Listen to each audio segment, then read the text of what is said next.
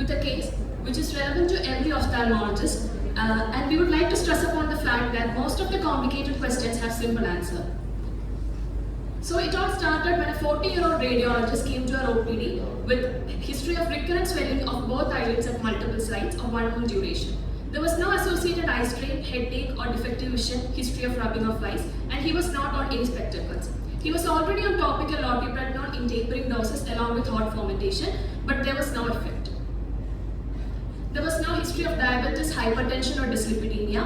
General and systemic examination was unremarkable.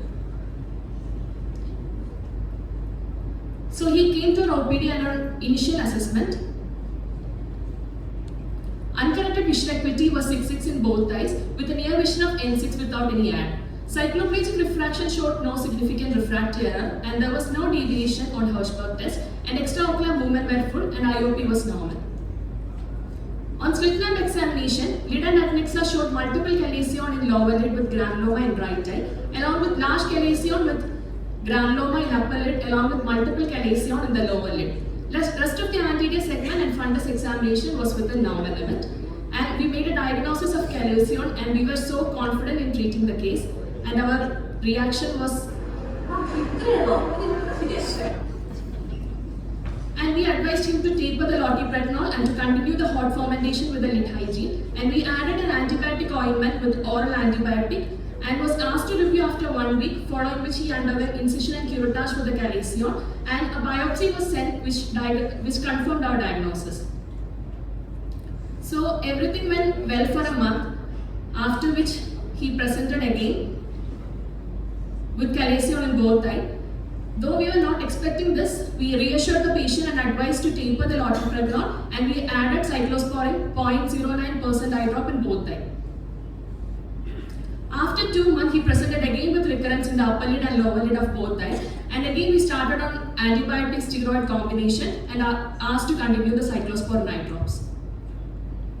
And after 2 weeks, there was no change and we had to do incision and curettage for the large chalazion.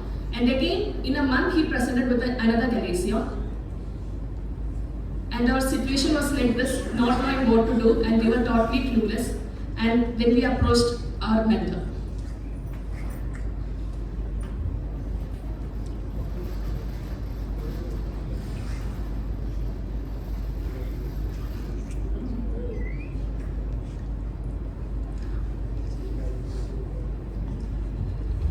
So the patient being a colleague and being treated in our unit, and he was actually evaluated by the oculoplasty surgeon also, who did the INC and was advising triangle. So at that point, I just tried evaluating his accommodative parameters, not very abnormal, and he did not give any problem reading also.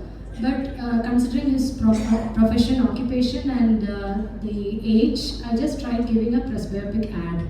So following the presbyopic ad, +1 diopters, voila, no new crops of chalazia. The residual chalazia gradually diminished in size over the 2 to 3 months, and in the last follow-up, now it's almost 4 months, he is chalazion free and he's stopped.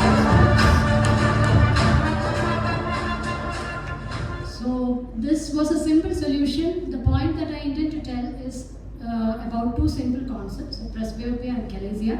Even though we see it day in and day out, do we know correctly about it, or do we really know about those? So regarding chalazia and refractive errors has been described extensively. Exact pathogenesis is still not known. It's seen more in myopes with squeezing of eyes and contracted state of orbicularis, which has been proposed to be a theory of causing the chalazia. Increased use of digital devices reducing the blink rate and expression of mebum results in a stasis and causing chalazia. But there are several other mechanisms ranging from smoking, dyslipidemia, infection, mask use during COVID time, hypothyroidism, racial differences and environmental factors. Presbyopia is not identified as a direct cause, but accommodative problems have been described in Duke Elder, but there is no direct relation to it. Despite the ubiquity, presbyopia has different methods of correction, including the medical managements which have come recently and the corneal inlay techniques. But do we know the mechanism of accommodation? Because we give a near ad keeping 1/3 or 1/2 of the accommodative reserve, But it may not be applicable for all because there are inter-individual variations in these. So we have to think beyond N6 in presbyopia. Even though it is an age-related issue, we need to take into consideration the profession. Radiologists are at an increased risk, and hypothesis is because of the environmental and professional factors. So what we study is reading in N6 does not mean that near vision correction is not needed. Age is just a number. Complex problems may still have simple answers. Thank you.